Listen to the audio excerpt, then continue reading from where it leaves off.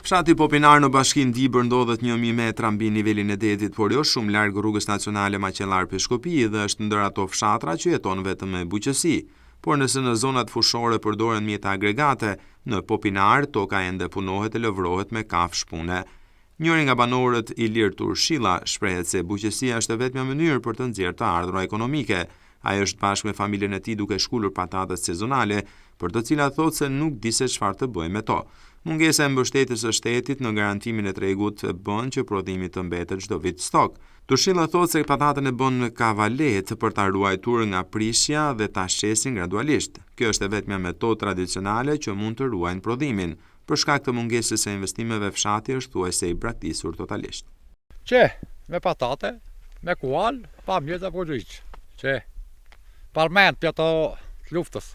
S'ka treg, ku ka treg? Ku tregu?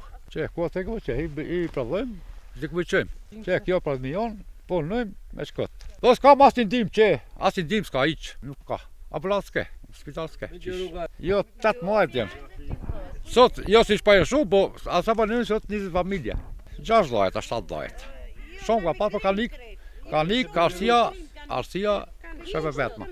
S'ke, as shkoll, as spital, as ullqish. Ma bësh. Pse ka lik? Arsia kësaj, që. Ndërsa bujku tjetër, Zeni Hamza, thotë se po të mos ishte buqësia, asnjë mundësi tjetër nuk ka fshati, ndërsa gjendja ekonomike ka bërë që tokat ende të punohen me kafsh. Ai shton se premtimet që jepen në fushata elektorale nuk mbahen nga askush. Ne këto s'kemi as fitarë nga shteti, as i gjojq.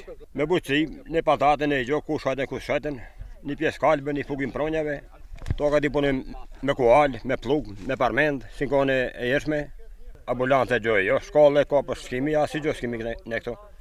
Punë me një bim medicinale, një patatën e gjo ku sheten. Shati arrush, një gjo që e votimet në bokë bojnë.